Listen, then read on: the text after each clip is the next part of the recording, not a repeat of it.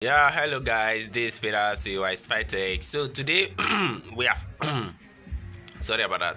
Today we have upgraded the password generator software we're building. So now it's going to ask you the number and the range of password you want to generate. So let's test it out.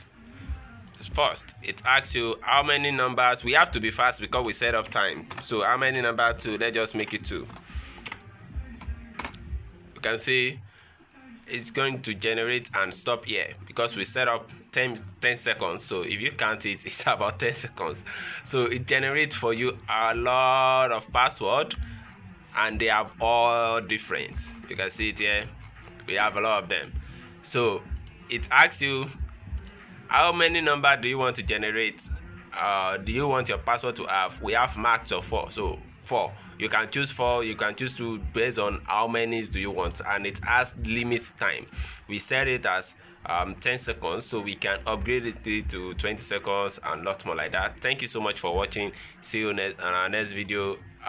Enjoy your day. Let's try it again. Let's just play around again. Let's say 2 3 3 2. You can see we have a lot of them now because what we use here is way bigger than the rest. So thank you so much. See you next time.